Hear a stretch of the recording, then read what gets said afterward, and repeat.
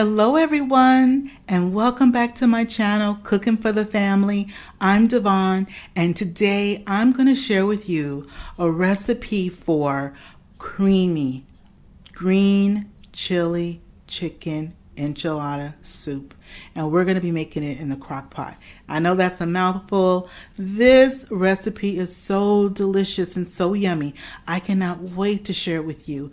Plus a bonus, how to make wonderful, crispy, homemade tortilla strips. Okay, ready? Let's get started.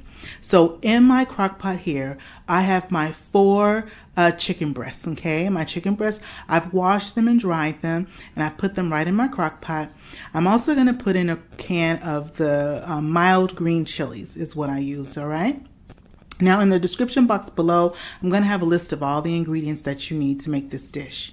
Now I've put in a can of the green enchilada sauce. All right, I'm just going to go on and mix that around with my spoon. I just kind of want to make sure everything's not kind of sitting on top. And so I want to mix my my chicken breast around with those green chilies that I put in there. And this dish is just so good. And also what's great is that if you happen to be wanting to have something that's low carb, this is low carb because we're just putting chicken in it, which is great. And then we're going to top it with our wonderful fixings, and that's just our little extra something. And now to my crock pot, I'm adding my chicken broth. I'm going to add a full quart of chicken broth. Now if you don't have chicken broth, you can use chicken stock. I'm actually using chicken stock. So you can use either chicken stock or chicken broth, and I'm using a full quart. I'm just going to add it right there to the crock pot. And our crock pot, we're going to be cooking our crock pot on high for 6 hours, or you can do it on low for about 8 to 10 hours, all right? But usually about 6 to 7 hours on high with the top on is all it takes for this dish, okay? So I'm mixing everything around, right, just like that in my crock pot. So we're gonna put the top back on our crock pot and let it cook for 6 hours on high. I'm gonna come back and check it and see what it looks like. Okay guys, so our crock pot has been cooking for 6 hours on high, and a lot of steam has built up inside of our crock pot. I've got those little bubbles going around the edges, and so I'm going to check the chicken for doneness, but at this point it should be done. And how I know for sure is that when I pick up my chicken, it's going to feel tender. It's going to feel nice and tender as I'm picking it up. And I could see that it's falling apart a little bit right there. And so I know for sure my chicken is nice and done and it's nice and tender. So I'm going to take it out the crock pot so that way I could put our other ingredients in the crock pot. And then later we will add our chicken back to our bowl, okay? And hey guys, if you're new here, welcome to the channel. And if you're a returner, welcome back. I am so excited to share with you all the great recipes, all the cooking from scratch, and all the semi-homemade that I have for you. Now, so go on and hit that subscribe button and go on and give us a thumbs up. It's free, and you know what? It means a world to the channel. So next, I'm going on and I've added in my salsa.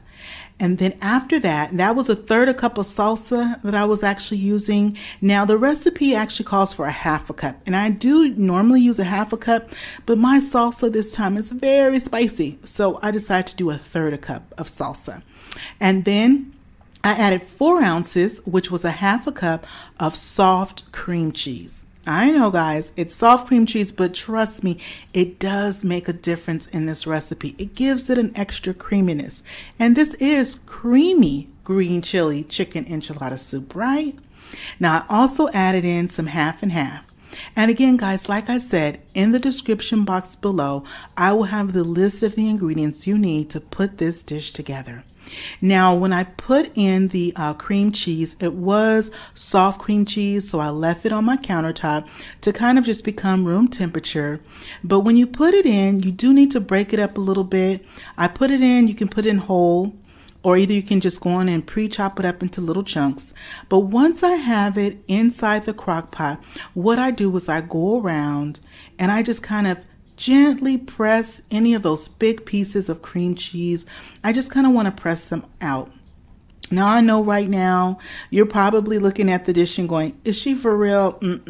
Trust me, this comes out creamy and delicious, okay? Stick with me to the end, and I tell you, you will not be disappointed. This is a great dish. And so once I have all that and I'm mixing it up really good, I'm going to put the top back on my crock pot and let it come to another simmer, okay? So once it's done the 6 hours, I go on and I give it another hour. So I put my crock pot back up for another hour. Now in my bowl, I had my chicken, and as you see, it's nice and tender.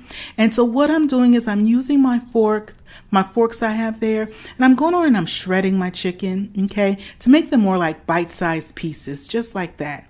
Nice tender chicken, and I'm using 4 chicken breasts. Now, but if you prefer to use boneless, skinless thighs, you can use boneless, skinless thighs as well, and you'll get the same effect. But what you want to do is you probably want to go in and cut those up into chunks more so than shred, okay? Now next I have some Monterey Jack cheese, and this is a 1/2 cup of Monterey Jack cheese, and I'm going to go on and I'm going to start with a 1/2 cup, but normally in the recipe I'm going to end up putting anywhere from 1 cup up to 2 cups of shredded cheese right into the crock pot. And also, if you like, you can have some on the side to garnish on top, all right? So once I've gone on and I've grated my cheese, I'm going to add it directly into my crock pot, just like that, okay? And this also adds that nice creaminess, the texture that we're going to get, because this is enchiladas, right? This is enchilada soup, and enchilada is known to be nice and cheesy and delicious. So once I have all of my cheese that I've grated and I've put it right into my crock pot, I'm going to give it a nice mix, just like that. Give it a nice stir. And also, you see those chunks there of the cream cheese? I'm just going to continue to go on and press them against the sides of my crock pot, just like that. I'm just going to press them against the sides so I can just even them out and smooth them out so they can continue to blend into our soup, okay? So I'm going to go on and now add the chicken back to the crock pot. A little bit at a time, I'll add the chicken in. And pretty much our dish is done. We're just going to add a few more ingredients to top it off. And remember, bonus, I'm going to show you how I do my tortilla strips to garnish on top of this dish. And the garnishes really just help to take this up to the next level, like restaurant style, y'all. Now, once I have all the chicken back into our crock pot, I go on and give it a stir. And I'm also going to blend in any of the chunks of cream cheese that are still in there. Now at the end, when we're all done with our dish, we will have a few of those chunks floating around from the cream cheese, and that's perfectly fine. So guys, we have 30 minutes left on our crock pot, and now I'm going to show you how I slice my corn tortillas. Now these are just regular corn tortillas that I got from the supermarket. I'm going to go on and cut them in strips, and we're going to fry them up. And I'm going to show you there's certain times in which you want to take your tortilla strips out of your oil, because it is definitely about timing, because your tortilla strips will go from being perfect, nice and crisp, to burn to a crisp, and we don't want that, right? And this is the size, just like that. This is the size in which you want your tortilla strips that you want to cut them. That was about as big as my thumbnail, about as wide as my thumbnail. So our oil is nice and hot. I'm going to go on and start adding our tortilla strips right into the oil. And I'm just using regular vegetable oil to fry up our tortilla strips. Now when the tortilla strips come out and they're still nice and hot, I'm going to sprinkle on some coarse kosher salt. Okay, now if you're using regular table salt, you don't need to use that much of the regular table salt, because you don't want to over salt your tortilla chips. But when you're using the coarse kosher salt like I'm going to be using, you just sprinkle. I have a little bowl to the side, and as my tortilla strips come out, I just go on and sprinkle them on right while they're still hot, because the salt, your seasoning, will go on and adhere to the tortilla strips, and they just taste so good like that. Okay, so you definitely want to do that before they cool down. Don't put your salt on after they cool down because it'll just roll right off. So you want to do it while they're still nice and hot, okay? Now our tortilla strips will only take about 1 or 2 minutes, and this is what you're looking for. Nice golden color, just like that. That's what you're looking for with your tortilla strips. When your tortilla strips are about that color is when you want to start taking them out of your pan.